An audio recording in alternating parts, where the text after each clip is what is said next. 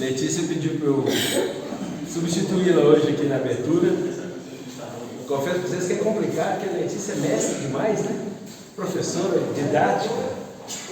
E a gente fica numa situação complicada, seguindo. Mas eu queria que os irmãos abrissem 1 João, capítulo 2, nós vamos ler de 12 até 14. 1 João 2, 12 a 14.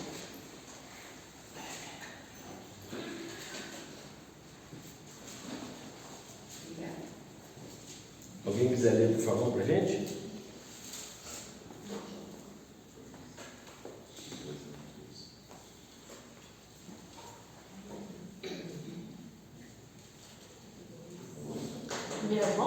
Primeiro João 2, de 12 a 14. Quer ler? Pode ler você. Filhinhos, eu vos escrevo porque os vossos pecados são perdoados por causa do seu nome. Pais, eu vos escrevo porque conheceis aquele que existe desde o princípio. Jovens, eu vos escrevo porque tendes vencido o maligno. Filhinhos, eu vos escrevi porque conheceis o Pai. Pais, eu vos escrevi porque conheceis aquele que existe desde o princípio. Jovens, eu vos escrevi porque sois fortes e a palavra de Deus permanece em vós e tendes vencido o maligno. Amém. Senhor Jesus, abençoe o texto que nós lemos. E eu, seguindo o que a Letícia tem proposto para a gente fazer as aberturas aqui, desde 1 João aqui fala de um crescimento espiritual, fala de um processo. Então ele começa filhinhos, depois jovens, depois pais. É engraçado que ele não foi filhinhos, jovens, velhos, ele foi pais. E aí essas fases são fases de todo crente verdadeiro, todo crente que foi de fato convertido ao Senhor, todo crente que foi chamado pelo Senhor tem que passar por essas 3 fases. Obviamente aqueles que morrem logo ao converter não, mas nós estamos falando de uma vida regular, normal, longa, longeva. Mas o primeiro ponto aqui ele diz assim, filhinhos. E a palavra dos filhinhos aqui é filhinhos mesmo, né? Não é filhinhos porque é só um adjetivo carinhoso. Ele está dizendo assim, crianças, jovens, recém-convertidos, neófitos.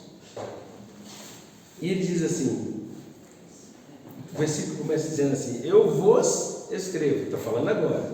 No versículo 14 ele diz, eu vos escrevi. Então aqui, para os filhinhos, o que são as características desses filhinhos aqui? Ele diz assim, a gente pode pensar, o que uma pessoa que está convertida hoje já é? Ele é salvo? É salvo. Salvo. Ele é filho? Filho. Ele é espiritual? Ele é espiritual. E ele tem autoridade? Ele tem autoridade no nome de Jesus. Mas o que ele tem também? Eles são imaturos espiritualmente. Eles pecam mais. Eles são mais dados a atitudes emocionais. Ele tem resposta mais brusca, mais na lata, e etc. E eles também precisam de outra coisa. O filhinho precisa. O que é um bebê hoje? Você da Rebeca, né? Está lá com o neném. O que a neném faz por conta própria? Nada. Ela faz cocô, xixi, chora, coisa de criança, né? Mas ela precisa de que mais? Ela precisa de um adulto, precisa de mais atenção, precisa de mais cuidado. Quem é que dá esse cuidado, essa atenção para um recém-convertido? Os pais. Qual pai? A mãe. Quais pais? A mãe. Eu estou vendo um tanto de pai aqui. Pais espirituais. Nós precisamos de gente mais madura para cuidar dos mais jovens. E aí, quando a gente fala filhinhos, ele Ele está dizendo assim, igreja, olha para os filhinhos. Quem é que vai discipular os filhinhos? Eles precisam de uma atenção, uma fundamentação muito mais sólida no começo. Se a gente não tiver pessoas dispostas a ensinar, o filhinho não passa disso. Vai ficar o resto da vida filhinho. Mas isso não é o propósito de Deus para o filhinho. Porque o segundo passo é jovem. E aí é interessante. Os jovens são uma maravilha. Todo mundo me conhece, sabe o tanto que eu gosto de trabalhar com jovem. Adoro ficar cheio de jovem do lado. Mentira, eu por acaso, a casa da gente fica cheia de jovens o tempo todo. Mas, aqui diz que eles já venceram o maligno. Diz que eles são fortes. O jovem, em geral, é aquele intrépido, é aquele que vai mesmo, sem precisar estar junto. Ele fala umas coisas assim, porque ele já tem uma experiência, já tem uma certa profundidade com o Senhor, um certo relacionamento com o Senhor. O jovem já aprendeu um tanto. Ele é forte, né? Porque forte, o jovem não aguenta tanto. Quando o trem vem, ele sai para a briga mesmo, é desse jeito. Só que, o que o jovem também tem? Que a gente precisa tomar muito cuidado. Ele tem uma tendência a achar que ele já sabe tudo. Ele tem uma tendência a achar que ele aguenta tudo. Ele tem uma tendência a achar que ele pode caminhar sozinho. Né, os jovens? Eu já sei. Eu sou cheio de... E tem uma opinião formada sobre tudo, como diria o cantor lá. As que a gente mais escuta em casa, né? Eu já sei. Eu já sei. Você fala, não, já sei. Vou perguntar um negócio. Qual jovem que a gente conversa com ele, que ele não corta a frase da gente no meio, achando que ele já sabe o resto? Já até sei que você vai falar, mãe. Já sei. Já até sei que você vai falar, mãe. Não, o jovem não é assim? Ele não está nessa fase? E é complicado porque eu, lá de casa, é assim. Eu falo assim, Daniel, pega esse copo, já sei, não, e põe uma samambaia nele. Aí ele fala, hã? Aí eu dá uma tela azul nele, Eu falei, não, você não esperou acabar a frase. E nessa fase do jovem, ele tem uma característica muito forte. Como ele acha que ele já sabe, ele vai ter sempre um confronto direto com quem? Com os pais. E com as autoridades que estão sobre ele. É muito comum a gente pegar um jovem dentro da igreja e ele vai bater de frente com os pastores, com os líderes, com os discipuladores. Porque ele acha que ele já sabe, ele está beleza. Eu estou bem, aqui a Bíblia diz que eu já venci o maligno, então o diabo não me toca. Até que Deus fala assim, vai lá. Toca. Sansão era o quê? Sansão é meu favorito para ficar pedra, tá, gente? Quem me conhece sabe que eu tenho uma certa birra com Sansão. Sansão era um jovem. Um jovem que quando o pai disse, será que essa mulher está aí? Você não vai achar uma bonita aqui no meio do povo? Não, Sansão falou assim, o que é isso, pai? Eu sou o cara. Todo jovem tem uma camisa em casa, ou pelo menos espiritual, que ele veste ela todo dia e está escrito assim, esse cara sou eu. Ele tem uma firmeza de atitude, mas ela precisa ser muito, muito acompanhada pela igreja. Existem dados que falam que a maior parte dos jovens, das pessoas que se desviam do Senhor, são jovens. É na juventude que ele está propenso a experimentar um tanto de coisa, a querer novidades, e, portanto, é nessa hora que o inimigo vai soltar aquela iscazinha. No caso dos rapazes em geral, é um colega mal intencionado, uma moça mal intencionada. No caso das moças, é uma promessa de casamento fora do Senhor. É uma promessa de um status social para todos eles. E nós precisamos estar muito ativos. A igreja precisa estar colada nos jovens. É uma liberdade, né, Cláudio? Aquela promessa de ser livre. Exatamente. Mas é uma mentira. É uma isca mentirosa. Porque a promessa de liberdade É uma armadilha de Satanás. Por isso que a igreja tem que ser muito sólida lá nos filhinhos. Tem que se desenvolver lá nos filhinhos. Todo mundo que sabe, que conhece, me conhece, para mim a aula mais importante que existe, o culto mais importante dentro da igreja é na sala das crianças. É na sala das crianças que a gente cria jovens sólidos. É na sala das crianças que você planta uma semente bem plantada num terreno ainda bom de nascer. Que passou dos 15 anos, 10, 15 anos para frente, até essa semente criar raiz, só milagre. Não que alguma conversão não seja milagre, mas nesse caso a gente precisa de um milagre a mais, é um plus. Então a gente precisa da igreja nessas duas fases muito fortemente, agindo muito fortemente, acompanhando com muita força o filhinho e o jovem. Mas aí ele fala da terceira fase, que é dos pais espirituais. Quem são esses pais espirituais? Ou deveriam ser? Os mais? O que mais? A igreja, o filhinho e o jovem que cresceu. É o filhinho e o jovem que cresceu, isso com certeza. É o filhinho e o jovem que andou. Mas é uma fase gloriosa. Eu queria falar isso para vocês, todo mundo tem que ansiar ser pai espiritual. Todos nós temos que ter isso. Pode ser do mais jovem, cadê a Crititinha que estava ali? Ah, tá. Da fase dela, ela tem que olhar e falar assim, eu quero ser pai espiritual. Isso é um desejo que a gente precisa cultivar no filhinho, cultivar no jovem e cultivar nos velhos que entram na igreja. O cara que converteu hoje com 80 anos, ele tem que ser levado rapidamente a ser um pai espiritual, porque isso é um processo. Mas o pai espiritual tem algumas características muito interessantes. Se eu perguntar aqui para o pastor Marinho, por exemplo, que está com a carreira pastoral já... Quantos anos, pastor? 30? 40 anos na caminhada. Vou perguntar para ele assim, rapidão, o senhor já chorou muito? O senhor já teve ferida fiel de amigos? A Bíblia diz que fiéis são as feridas do amigo. O senhor já teve uma experiência assim de batalha? Ainda tem. Cicatriz de guerra? O que o velho tem? Ele tem um acúmulo de coisas que desde quando era filhinho, neném, ele foi juntando essas experiências, essas marcas.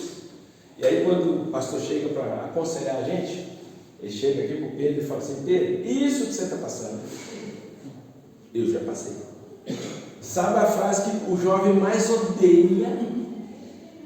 Eu sei o que você está fazendo, passando. Sabe nada. Sabe nada. Então, o pai espiritual é aquele que, por definição da palavra pai, ele está gerando vida, gerando filhos. Isso não tem uma idade. A Bíblia não está falando aqui de idade, está falando de uma condição, de um processo.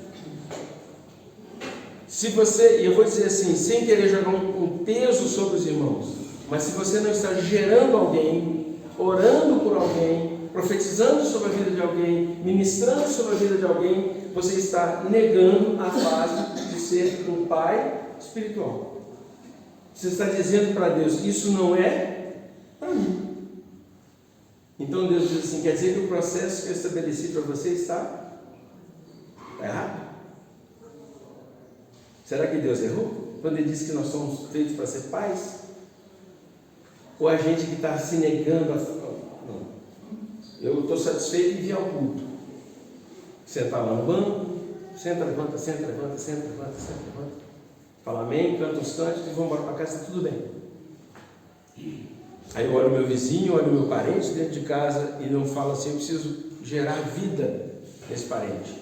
Eu preciso evangelizar esse parente. Eu preciso evangelizar o meu vizinho, com a minha vida primeiro, com aquilo que eu apresento. Se preciso for, a gente até lê a Bíblia para ele. A gente até fala, mas a primeira coisa que ele vai observar em nós é a maturidade.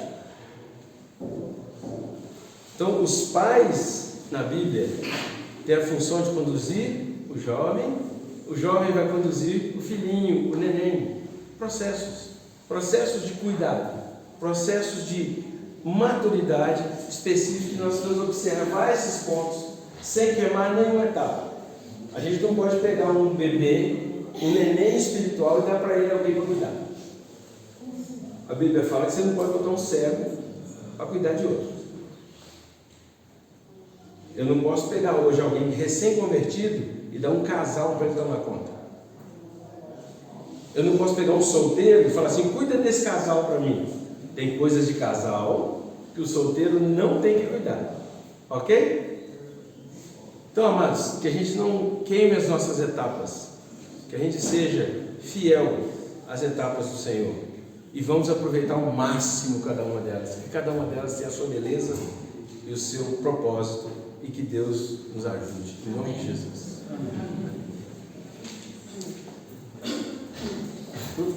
Esqueci o café. Irmãos, bom dia. Nós queremos dar só reforçar o aviso, né? Nós combinamos de tomar café aqui, né? Na igreja. Então queremos convidar todos, né, para virem, para estarem aqui um pouquinho mais cedo, 8h30, né? Nós vamos estar com café aqui. Você pode vir para tomar. Se você tiver alguma coisa para trazer para o café, traga junto ali, né? Para a gente tomar junto o café, tá? Então, toda semana agora, todo domingo, a gente vai estar tomando um cafezinho junto aqui, antes da escola dominical. Bom, nós queremos agradecer a presença das pessoas que estão nos visitando, queremos pedir a graça do Senhor sobre a vida deles, e vamos orar pelas necessidades também dos irmãos, né? Nossa irmã Valéria já está em casa, ela está recuperando a saúde, graças a Deus, né? Deus abençoe, que ela está de volta, né? E vamos continuar orando pelos que estão enfermos, para aqueles que estão passando por lutas, dificuldades, né? Vamos estar colocando a vida deles diante do Senhor. Vamos orar então, e logo depois da oração, nós vamos dividir para o estudo da lição, e os que estão pré-adolescentes, né, para baixo, irão para as suas classes, e os outros jovens e adultos aqui conosco, tá? Vamos orar então. Pai, nós queremos, Senhor, te agradecer pelo privilégio que nos dá, Senhor, de estar na tua casa, podemos estudar a tua palavra, Senhor, e como foi visto agora, Senhor, para que crianças se tornem jovens e depois adultos espirituais, pais espirituais. Ó Deus, muito obrigado, porque a tua palavra é útil para o ensino, para a edificação, para a correção, para a educação na justiça, como o Senhor falou, e é por meio dela, Senhor, que nós conhecemos mais do Senhor e aprendemos mais, ó Deus, da tua vontade para a nossa vida. Queremos pedir, ó Deus, que abençoe os irmãos que estão passando por lutas, dificuldades, coloque tuas mãos sobre eles, ó Deus, conceda, Senhor, tua graça, e muito obrigado, Senhor, por tudo que o Senhor tem feito por cada um de nós. Assim nós oramos, pedindo a tua graça e a tua misericórdia no estudo da tua palavra, e oramos em nome de Jesus. Amém. Amém. Então vamos nos separar, e eu queria convidar os irmãos a abrirem suas Bíblias em Romanos, capítulo de número 5.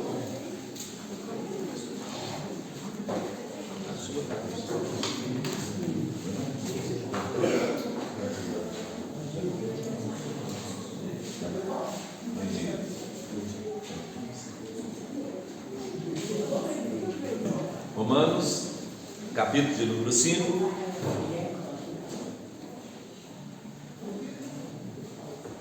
Nós vamos ler a partir do verso 16. 5 a partir do versículo 16.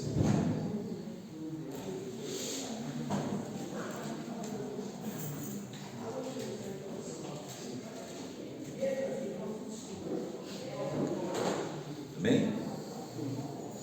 Então Paulo diz assim, começando o verso 16: o dom, entretanto, não é como no caso em que somente um pecou, porque o julgamento derivou de uma só ofensa para a condenação, mas a graça transcorre de muitas ofensas para a justificação. Se pela ofensa de um e por meio de um reinou a morte, muito mais os que recebem a abundância da graça e o dom da justiça reinarão em vida por meio de um só, a saber, Jesus Cristo. Pois assim como por uma só ofensa veio o juízo sobre todos os homens para condenação, assim também por um só ato de justiça, veio a graça sobre todos os homens para a justificação, que dá a vida. Porque, como pela desobediência de um só homem, muitos se tornaram pecadores, assim também por meio da obediência de um só, muitos se tornarão justos. Sobreveio a lei para que avultasse a ofensa, mas onde abundou o pecado, superabundou a graça, a fim de que, como o pecado reinou pela morte, assim também reinasse a graça pela justiça para a vida eterna, mediante Jesus Cristo, o nosso Senhor. Amém. Que Deus abençoe o texto que nós lemos para a nossa edificação. Irmãos, nós estamos estudando a carta aos Romanos e no capítulo 5, o apóstolo Paulo fala sobre os efeitos da justificação na nossa vida. O que Paulo chama de justificação? Então, essa palavra justificação é uma palavra forense, né? Uma declaração. Então, Deus, na sua justiça eterna, né? Deus, então, por meio do que Ele fez, pela fé, né? para trazer a salvação sobre nossa vida, Deus, então, depois da morte de Cristo, pelos nossos pecados, Deus nos declarou justos. Então, é uma palavra que é uma determinação, é um ato jurídico de Deus dizer assim, é justo, a partir de agora você é justo, né?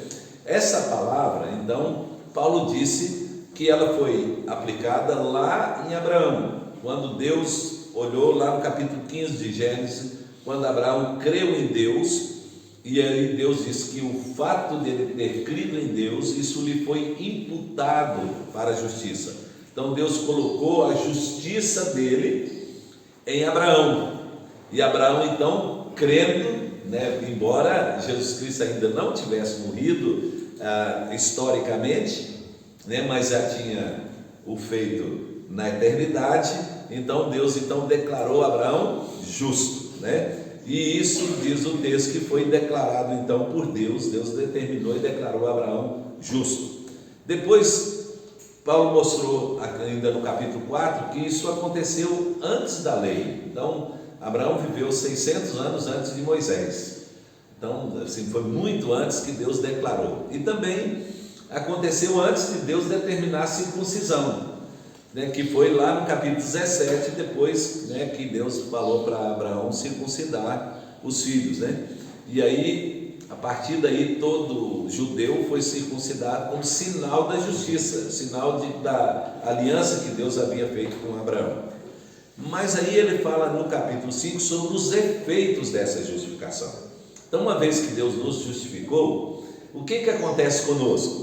Então ele diz, primeiro que Deus, então agora fez a paz entre nós e Ele. Então ele diz, agora nós temos paz com Deus, porque Paulo fala mais aqui no texto, depois que nós éramos inimigos e fomos reconciliados com Deus, então Deus, por meio do ato da justificação, Deus trouxe a paz entre nós e Ele. Esse é o primeiro ponto. Segundo, diz que através disso nós temos acesso a essa graça. A graça não só da justificação, mas a graça de ter acesso ao Pai. Agora nós podemos chegar diante do trono de Deus, agora nós podemos orar. A parede que dividia, o muro que fazia a separação entre nós e Deus, foi quebrado, e agora então nós temos livre acesso ao Pai. Terceira coisa que ele disse é que nós nos alegramos, né, com essa justificação.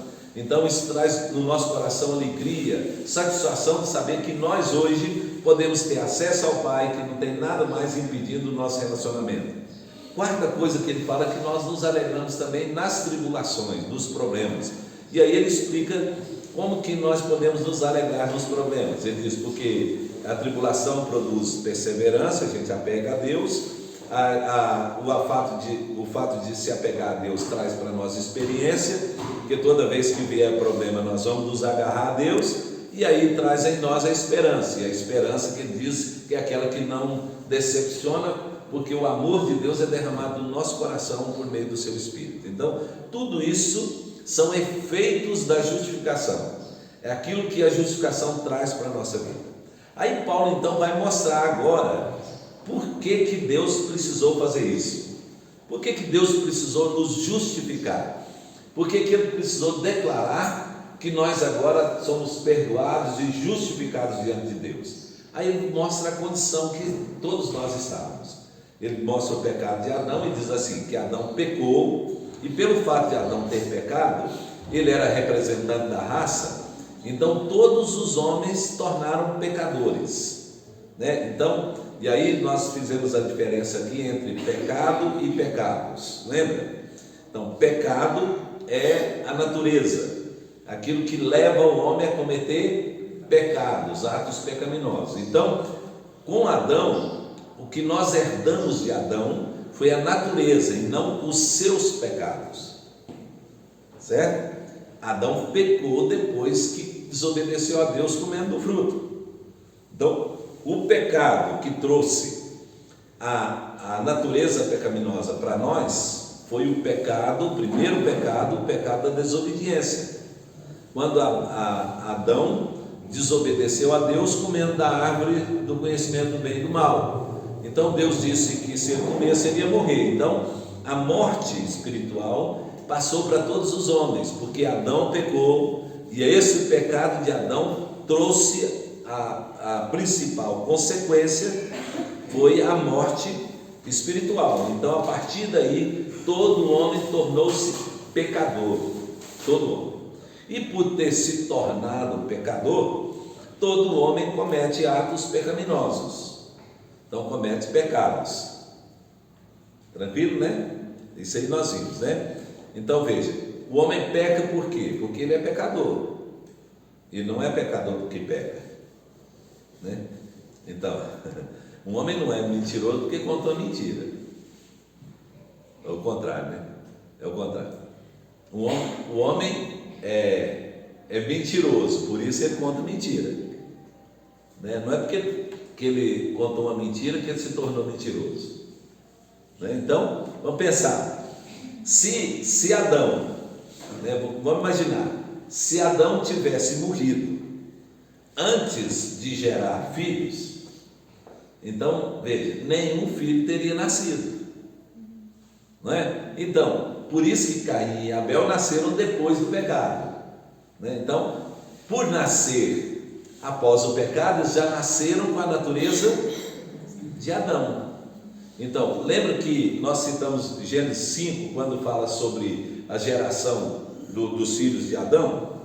Então, Gênesis capítulo 5, versículo 1, começando o versículo 1, fala sobre a descendência de Adão. Aí diz assim, ó, só trazendo a confirmação disso, né? Capítulo 5, diz assim, ó, esse é o livro da genealogia de Adão, no dia em que Deus o criou, a semelhança de Deus o fez, homem e mulher os criou, e os abençoou e lhes chamou pelo nome de Adão no dia em que foram criados. Então, eles foram criados, Adão foi criado à imagem e semelhança de Deus, Eva foi criada à imagem e semelhança de Adão, que era a imagem e semelhança de Deus. Então, por isso, Eva é descendente de Adão, né? Tirou da costela e fez, e a fez igual. Por isso, ambos se tornaram uma só carne, e Adão falou, ela é carne dos meus ossos, né? Você é carne da minha carne e osso dos meus ossos. Foi isso, né? Então, ela era igual a Adão, né? Por isso, diz o texto aqui, que Deus chamou o homem e a mulher de quê? De Adão, e não de Adão e Eva. Chamou os dois de Adão, porque os dois eram uma só coisa, uma só natureza, uma só essência, tá? Aí entrou o pecado. Depois do pecado, observa o que o texto diz. E diz assim, viveu Adão 130 anos e gerou um filho à sua semelhança, não mais a semelhança de Deus, porque agora, depois do pecado, Adão já não era mais a semelhança de Deus, porque Adão agora era pecador, então sua natureza estava corrompida. Então ele gerou um filho à sua imagem e lhe chamou Sete. Então já era a imagem de Adão corrompido. Então, por isso, o pecado de Adão, que Paulo está explicando no texto, ele trouxe a natureza para os seus descendentes. Todos os que nasceram depois de Adão, nasceram com a natureza pecaminosa, ou seja, nasceram espiritualmente mortos. Então, o que significa espiritualmente morto? Que não tem relacionamento com Deus, porque se eu estou morto espiritualmente, qual é a parte minha que relaciona com Deus? O Espírito. Então Deus é Espírito, então só o Espírito relaciona com o Espírito. Então, se a minha parte espiritual está morta, então eu não tenho relação com Deus. Isso é visto de forma muito natural nas culturas, né? em geral, né? Então no mundo inteiro, né? Toda cultura tem religião. Qualquer povo, por mais remoto que seja, tem religião.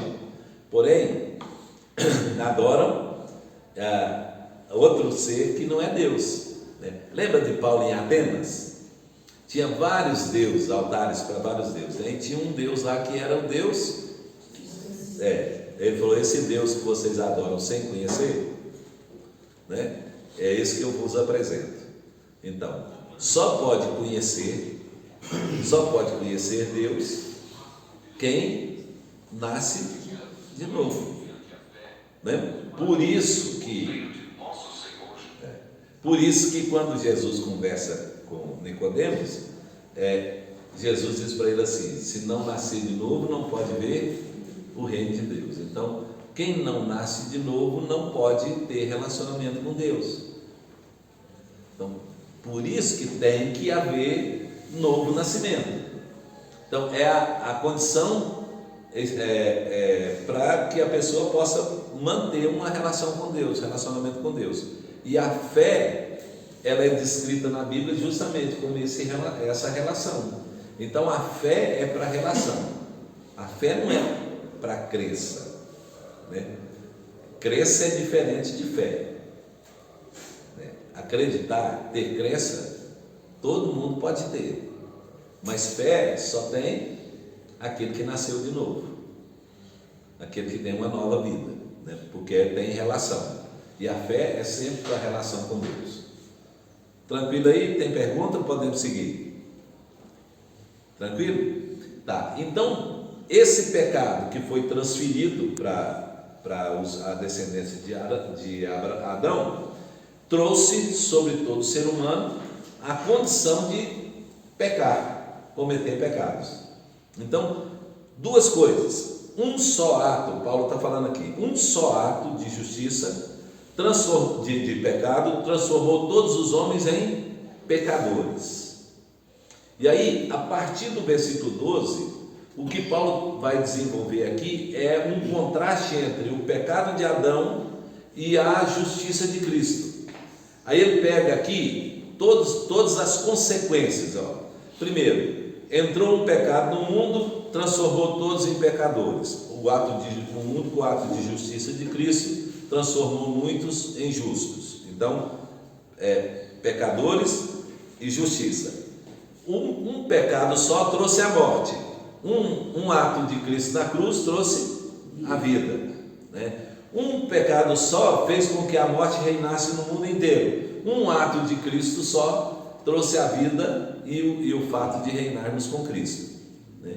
Então, todos os versículos de 12 até o 21 é o desenvolvimento de Paulo fazendo uma comparação entre o que aconteceu com Adão e o que aconteceu com Cristo. O que Adão trouxe para a humanidade e o que Cristo trouxe para aqueles que nele creem, né? Então nós vamos depois, lendo aqui versículo por versículo, e vamos colocando para os irmãos isso, né? Como isso aconteceu, tá? Se tiver pergunta, tiver dúvida, pode perguntar, tá? Fica à vontade. Então, ele foi desenvolvendo isso, e aí, começando no versículo 16, ele diz assim, começando o versículo de número 16, ele diz: o dom, entretanto, porque ele havia dito no verso anterior que o pecado de Adão trouxe era um pecado só, né? E ele trouxe a morte para todos os homens. Mas foi um ato só de pecado de Adão. Então, o que levou o homem a tornar-se pecador foi um ato só. E aí então foi uma ofensa só. Mas ninguém, ele desenvolveu isso aqui dizendo que ninguém comete mais esse ato de Adão. Qual ato de Adão? De comer do fruto. Por quê? Porque Deus proibiu. E Adão também cometeu esse pecado uma vez só. Adão não continuou comendo do fruto. Ele comeu uma vez só. Logo depois Deus o expulsou do jardim. Então ele não voltou para a árvore do conhecimento do bem e do mal para comer de novo. Então foi um pecado só. Então foi uma transgressão só que ele cometeu. E essa transgressão trouxe toda a corrupção para todo o gênero humano. Agora ele pega e pega de Cristo e volta. E ele diz assim, ele diz assim: o dom, entretanto, o dom que ele está falando aqui é a graça, né, que Jesus Cristo tem morrido por nós na cruz. Então ele diz assim: o dom, entretanto, não é como no caso que somente um pecou. Então, para trazer a morte no mundo, bastou que uma pessoa só pecasse. Mas para trazer a vida eterna e a vida em Cristo, aí a morte de Cristo ela vem no sentido contrário. Então veja, Adão pecou e o pecado foi passando para toda a raça humana. Então todos se tornaram pecadores. Agora o dom da graça ela é o inverso. Ela pega os muitos pecadores e pelo ato de Cristo os torna justos. Então por isso ela é muito maior. Então ele diz, não é como a ofensa que foi só um que pecou, porque agora ela transcorreu de várias ofensas, ou seja, de várias pessoas que pecaram. E aí Deus então toma a morte de Cristo e aplica sobre todos. Vocês viram que é muito mais, por quê? Porque em Adão bastou um pecado e espalhou. Agora Cristo fez o seguinte: a morte de Cristo juntou tudo para trazer sobre um ato de justiça. Então, assim como um ato de pecado, uma desobediência, uma transgressão corrompeu todo mundo, o inverso foi muito maior, porque Cristo pegou todos e trouxe sobre si. Então a comparação que Paulo traz é isso. Ele diz assim: não é como no caso em que somente um pecou, porque o julgamento derivou de uma só ofensa para a condenação, mas a graça transcorre de várias ofensas, de muitas ofensas, para a justificação. Então Deus pega todos os pecadores, né, que creram em Cristo, e aí um ato de justiça de Cristo transforma tudo isso. Quando a gente fala um ato de justiça, nós não estamos falando das atitudes de Cristo, porque Cristo, todas as atitudes de Cristo eram de justiça. Ele era justo em todo o seu proceder. Mas o que ele está falando aqui, no ato de justiça e de obediência, é de Cristo ter se colocado na cruz, né? A Bíblia fala assim, que Cristo foi obediente até a morte e morte de cruz. Então, esse ato de obediência. Então pensa, se o ato de Adão foi de desobediência, o ato de obediência de Cristo resultou na salvação, na justificação de todos aqueles que nele creem, né? É isso que ele está colocando. Então, versículo 17 ele diz assim: se pela ofensa de um e por meio de um só, que é Adão, reinou a morte, muito mais, então está colocando que é muito maior o que Cristo fez. Ele diz assim: muito mais os que recebem a abundância da graça, né? Porque para perdoar os muitos pecadores precisou de uma graça abundante. Aí ele diz assim: muito mais por meio da graça, né? Da abundância da graça, o dom da justiça reinarão em vida por meio de um só, a saber, Jesus Cristo. Versículo 18, ele diz assim: pois assim como por uma só ofensa veio o juízo, veio o juízo sobre todos os homens para a condenação, assim também por um só ato de justiça veio a graça sobre todos para a justificação.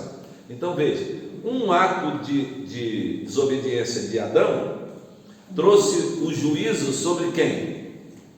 Sobre todos os seus descendentes. Então, em outras palavras, ele está dizendo assim: o pecado de Adão colocou todo mundo destinado ao inferno.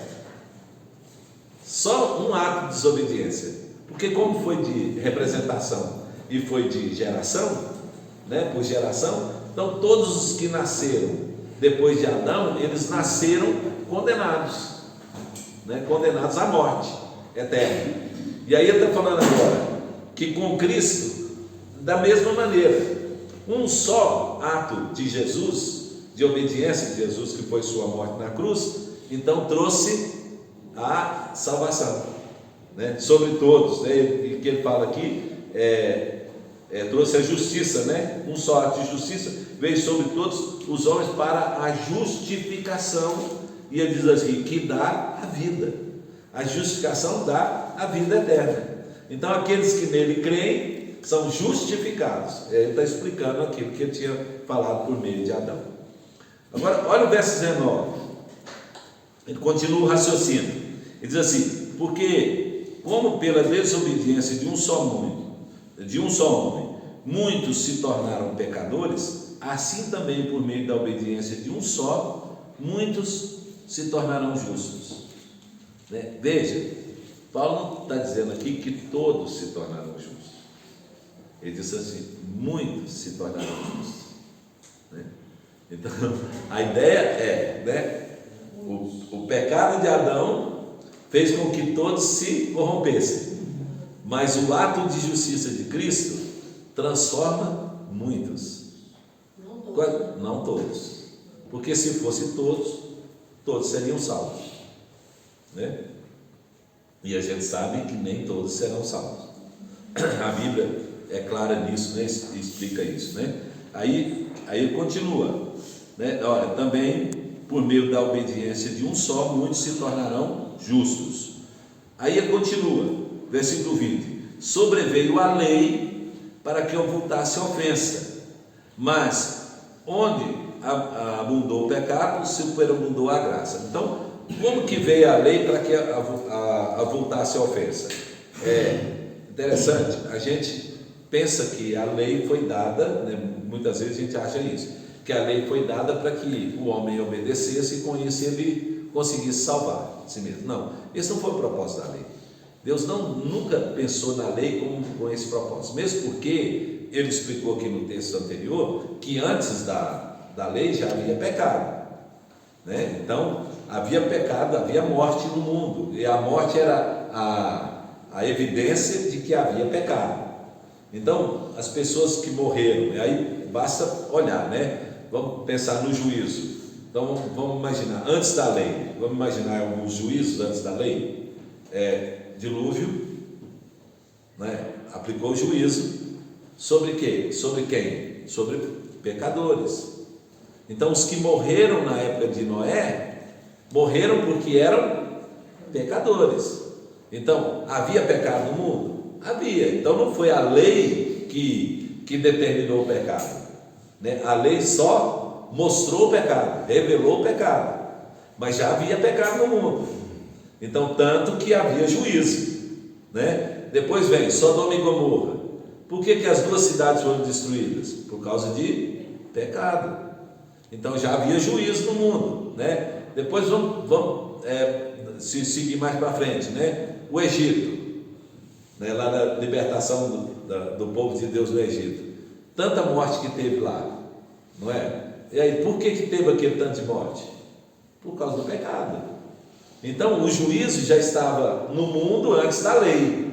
Então não foi a lei que trouxe o juízo, A lei não veio para condenar ninguém eternamente, Esse não era o propósito. Então Deus não deu a lei para que o homem, então agora ele quebrou a lei, ele vai ser condenado. Não, a lei, o propósito da lei, ela foi dada para mostrar o pecado, revelar o pecado.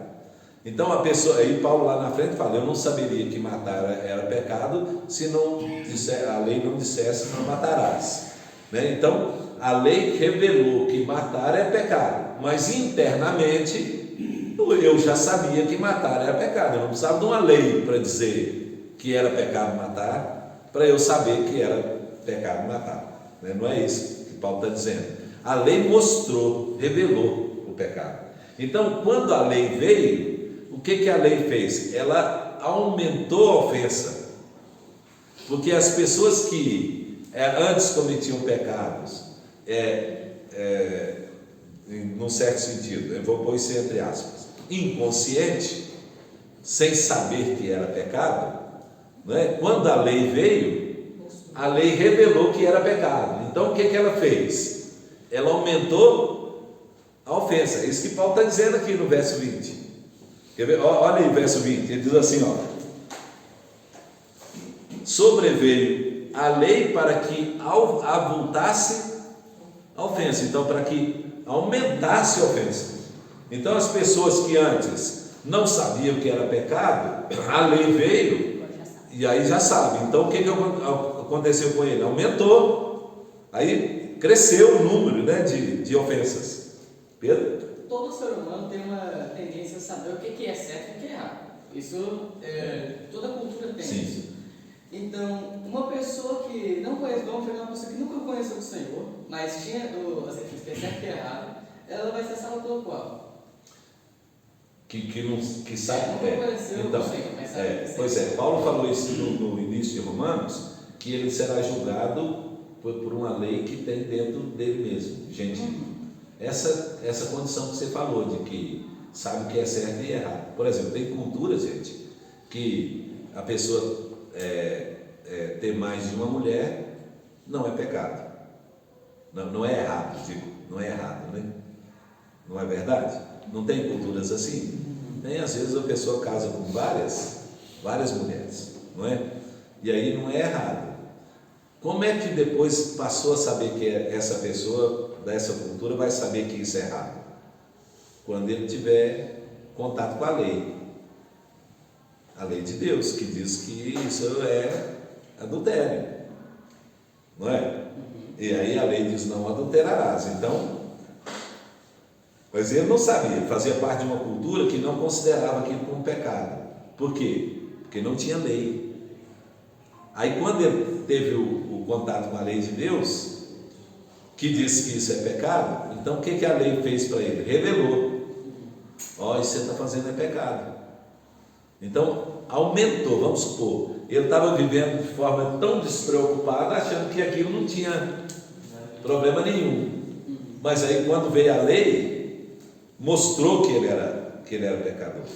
Mas a lei não foi dada com o objetivo de condenar, não, gente.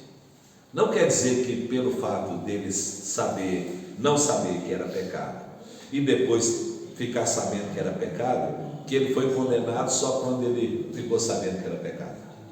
Não, já era pecado, né? Só que ele não tinha consciência de que aquilo era pecado. Então a lei veio e aí mostrou para ele, ele virou e falou assim: puxa vida, então eu estou perdido, eu sou pecador demais. Entenderam?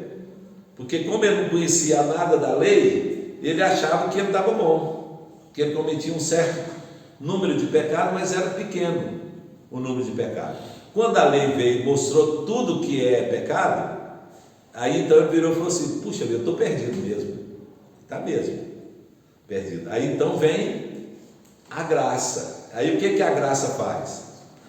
Ela superabundou. Então, quando a lei veio e aumentou o número de pecados, então aí abundou, né? Que diz abundou aí, quer dizer que aumentou em muito o número de pecados, né? Tornou grande o número de pecados.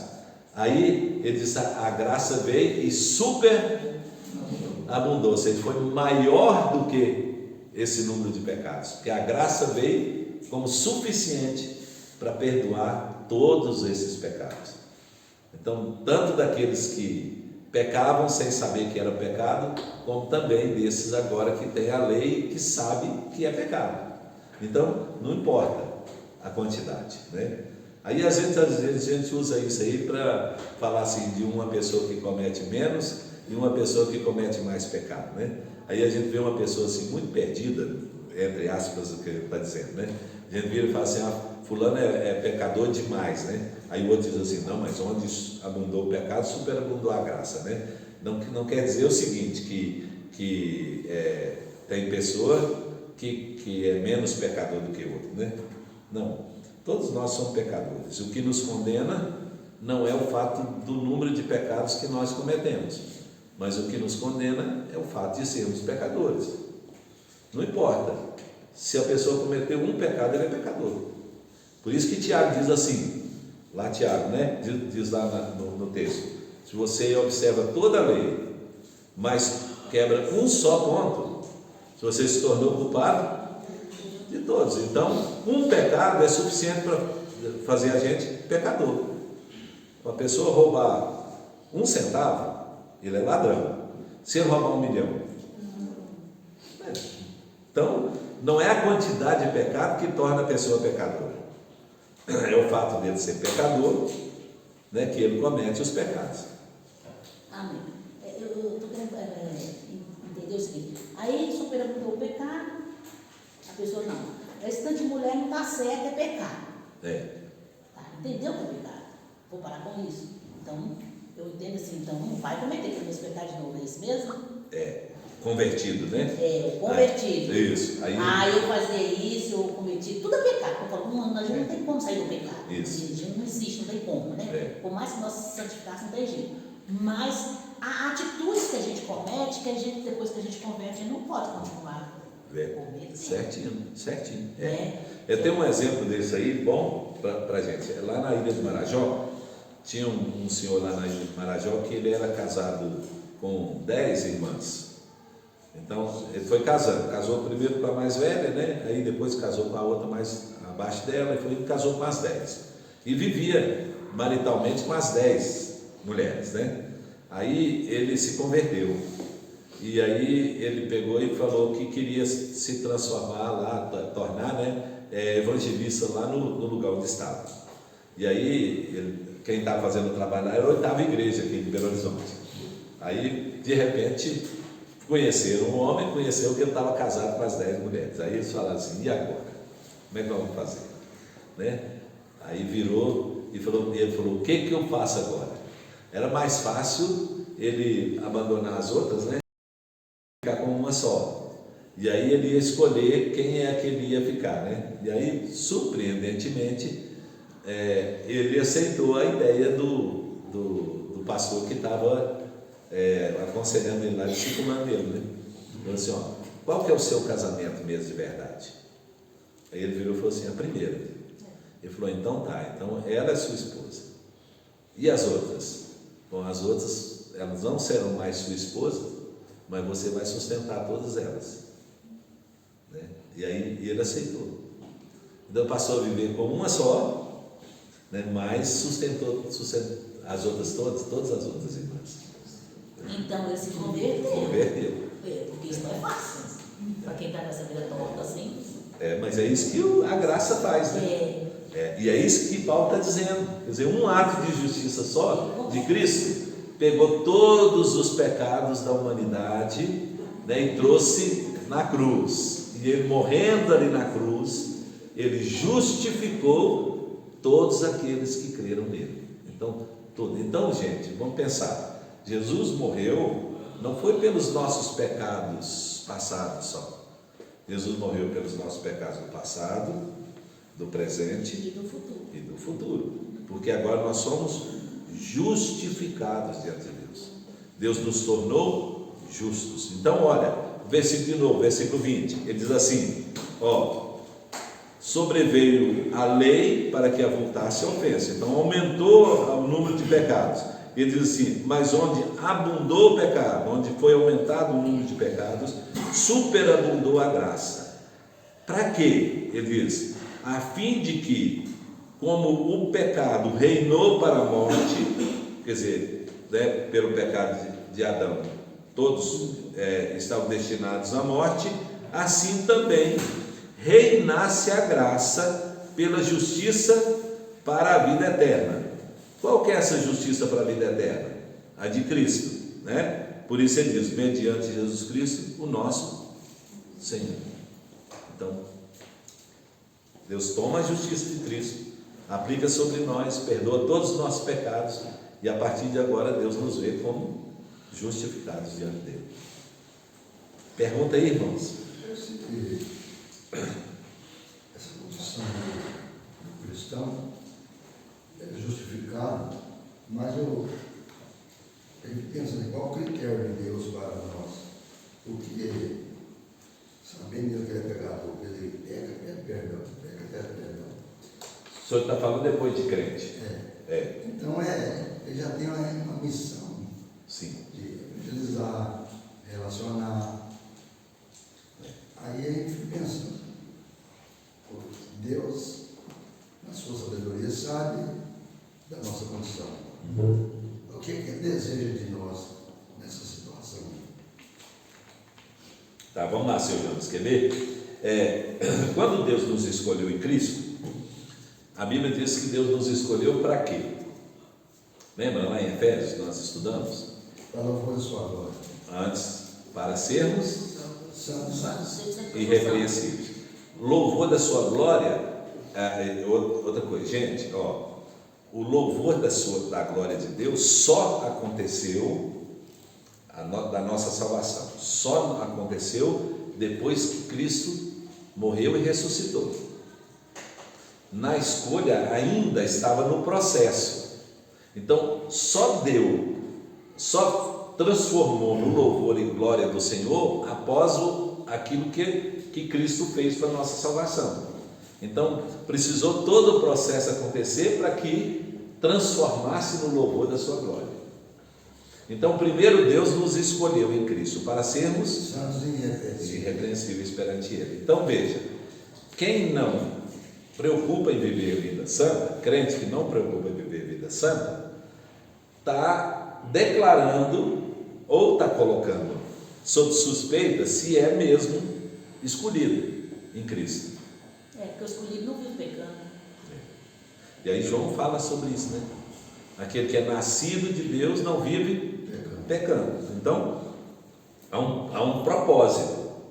A salvação, o perdão, não é para liberar a pessoa, para a pessoa viver de qualquer jeito.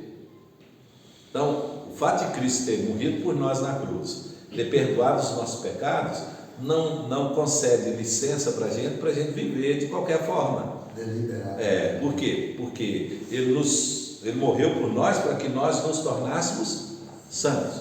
Paulo diz lá que Cristo deu a sua vida para a igreja para torná-la santa, sem mácula, nem ruga, nem coisa semelhante. Então, o propósito ele perdoou os nossos pecados para que nós vivêssemos vida santa. Então, o pecado na vida de um crente é um acidente, não é uma coisa normal, né?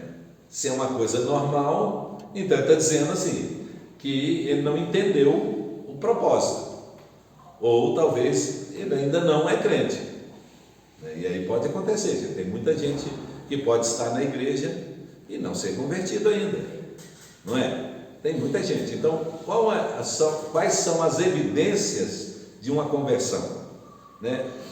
A primeira evidência da conversão é querer viver uma vida com Deus, uma vida santa com Deus. Então, agora para frente eu vou andar com o Senhor, né? E vou fazer a vontade do meu Senhor. Porque Ele morreu por mim para que eu fosse dele agora, né? E não vivesse mais para mim mesmo, mas vivesse para Ele, diz Paulo, né? Eu tinha um colega de serviço que ele tinha convertido para cantar na igreja e tal, mas ele tinha uma vida homossexual fora do contexto bíblico, né? Aí eu perguntei, mas você acha isso normal fazer essas coisas? Você não cometeu? Você não aceitou? Não, eu faço só pedir perdão depois, tudo certo. É complicado, né? Tem gente que vive nessa lógica hoje demais. Mas é porque não conhece a palavra, né? Porque Paulo também, o escritor de Hebreus que fala, né? E é viver deliberadamente em pecado. E quem vive deliberadamente em pecado já não tem mais sacrifício pelo pecado. É triste. Quando Paulo fala que ele era antes, ou quando ele fala o principal dos pecados?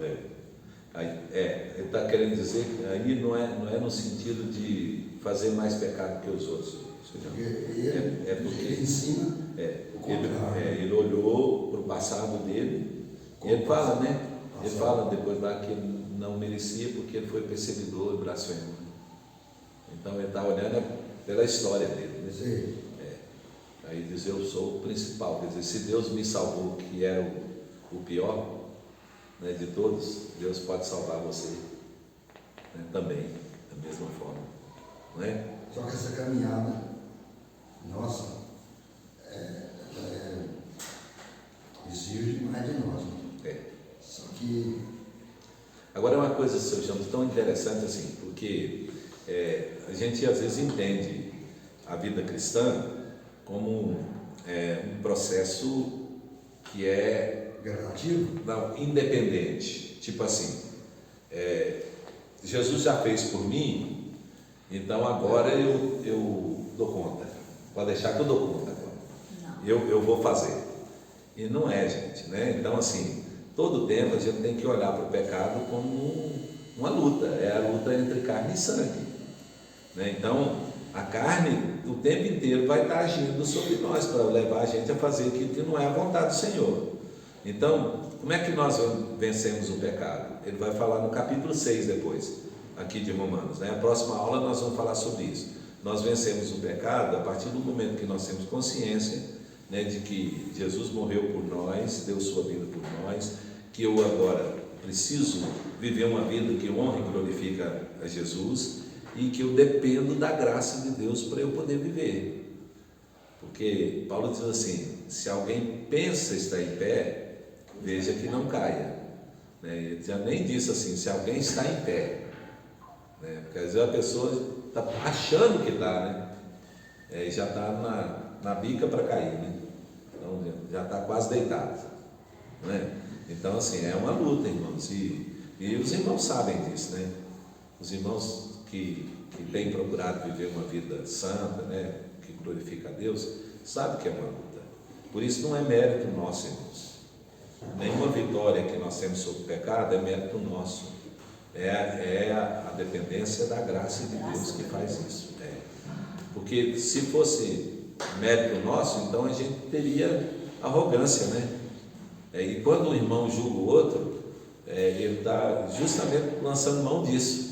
Ele acha que é mérito dele ser melhor do que o outro, por isso ele acha no direito de julgar o outro, né? Por isso que a Bíblia condena as pessoas que julgam os outros, né? Então E todo mundo também parece que tem almeja estar assim, preparado para ser usado, né? Então, se a pessoa não anda...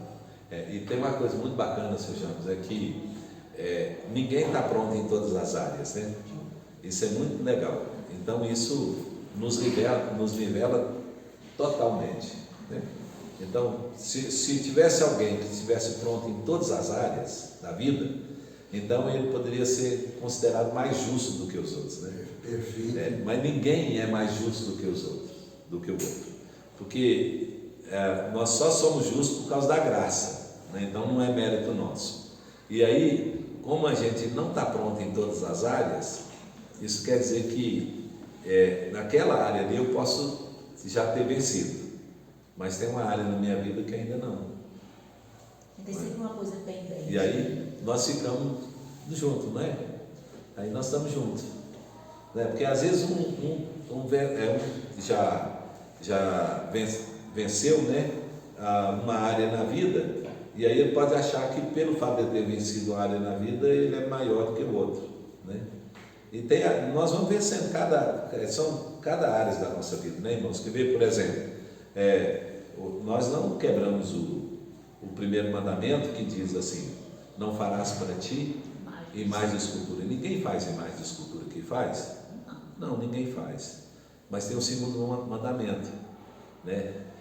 Aliás, que é o primeiro mandamento que está implícito aí, né? Ele diz assim, não terás outros deuses diante de mim. É o primeiro mandamento. O segundo é: não farás para ti imagem de escultura. Ninguém de nós aqui faz imagem de escultura, né? Mas todos nós aqui não temos outro Deus em algum momento na nossa vida. Às vezes nós somos os nossos próprios deuses. Às vezes nós fazemos Deus, ídolos, né, para nós, de coisas, de pessoas, de posições, né, de dinheiro, né. Aquele a quem a gente obedece é Senhor da nossa vida. Então, Paulo fala isso claramente, né? Então, se a gente obedece alguma coisa, é porque aquela coisa é Senhor da nossa vida. Então, assim, ninguém está pronto em todas as áreas, irmãos. Isso é bacana demais, né? Isso para que homem nenhum se glorie diante do Senhor, né? Ninguém pode se vangloriar e dizer assim: eu sou melhor do que os outros, né? Ele deu espinho na carne uma vez. Até Paulo, né? E até Deus foi tão cuidadoso, né, com isso, né? O preço que Jesus pagou para a gente viver em Evangelho. Quando a gente olha o pecado da gente próprio, a gente esquece de tudo, né? Porque eu sou tão pecador, não mereço tanta essa graça, que eu sei, mas nossa, né? Não tem palavras, né? Eu vejo assim, a graça foi tanta, né, que a gente acha mais pecador do que os outros tudo. Como o Paulo disse, se acha menor entre todos. Menor. Domingo eu falei sobre humildade, aí eu falei sobre o sentido das palavras, né? De humildade e orgulho. No grego, o orgulho é a pessoa olhar de cima para baixo. O orgulhoso olha de cima para baixo, porque ele olha todos os outros menores do que ele. Então ele olha de cima para baixo. E humildade é olhar para dentro de si. O sentido da palavra é olhar para dentro de si mesmo. Eu sou pecador. Então, quando a gente olha de cima para baixo, a gente vê os outros menores. Quando a gente olha para dentro de nós, a gente se vê menor, né, do que os outros. Aí os outros se tornam maiores do que nós. Amém? Vamos orar? Não, para a gente terminar? Vamos ficar em pé? A gente ora e recebe a bênção. Pai, nós queremos te agradecer, Senhor, por essa graça tão maravilhosa, Senhor, da morte do Senhor Jesus pelos nossos pecados, meu Deus, e o dom dessa graça que nos alcançou, Senhor, e nos perdoou os pecados. Nós, Senhor, que não tínhamos nada em nós que agradasse o Senhor. No entanto, Deus, por tua misericórdia, tua bondade, o Senhor resolveu nos escolher, Pai, para aplicar essa graça, Senhor, sobre nossa vida. Por isso nós te louvamos, Senhor. Nós te exaltamos, Senhor, de todo o nosso coração, e pedimos, ó Deus, que cada dia, Senhor, teu Espírito Santo nos ilumine o entendimento, para que nós possamos viver, Senhor, para a honra e glória do Senhor. Amém. Ó Deus, muito obrigado, Senhor. Te louvamos pelo dia. Ó Deus, pedimos que abençoe o restante desse dia, e logo mais à noite, Senhor, nos dê a graça de poder estar aqui, Senhor, em comunhão com os irmãos para te adorar. E, ó Deus, abençoa também os nossos irmãos que não puderam estar nessa manhã aqui. Ó Deus, muito obrigado, Senhor, por tua bondade. Oramos, Pai, em nome de Jesus. E agora, irmãos, que a graça do Senhor Jesus, o amor de Deus, nosso Pai, e a comunhão do Santo Espírito esteja sobre todos nós, hoje e para todo sempre. Amém. Amém.